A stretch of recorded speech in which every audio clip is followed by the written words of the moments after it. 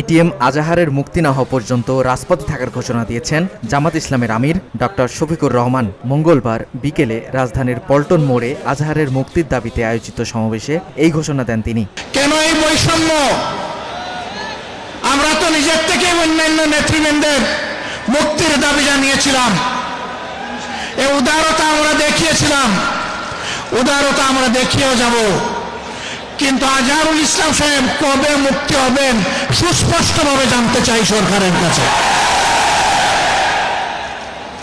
আমরা তো চাইনি, কল্পনাও করিনি এইভাবে আমাদেরকে রাস্তায় নামতে হবে প্রিয় আজহার ভাইয়ের মুক্তির দাবিতে।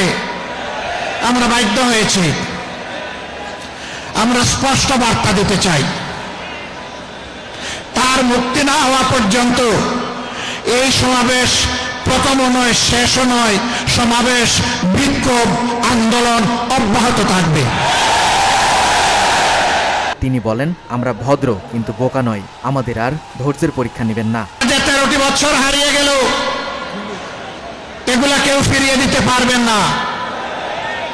আর 13টি মিনিট তিনি জেলের ভিতরে থাকুন, আমরা তা চাই না।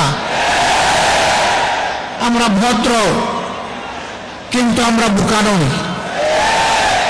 আমাদের ভদ্রতার এই উপহারকে কেউ যেন দুর্বলতা মনে না করেন।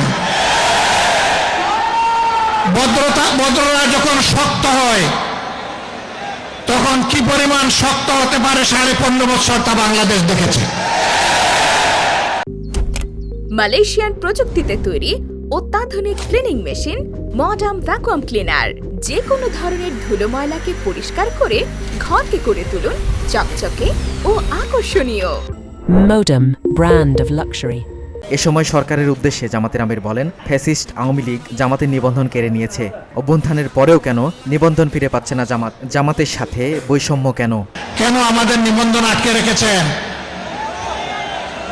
নিবন্ধন তো জালিম সরকার কেড়ে নিয়েছিল। সেই জুলুম আপনারাও কি আমাদের উপরে করবেন? এই জন্য কি হাজার জনতা জীবন দিয়েছে, হাজার হাজার মানুষ পঙ্গুত্ব বরণ করেছে আমারও সেই বৈষম্য দেখার জন্য। আমরা বাংলাদেশের মাটিতে আর কোনো বৈষম্যকে বরদাস্ত করব না।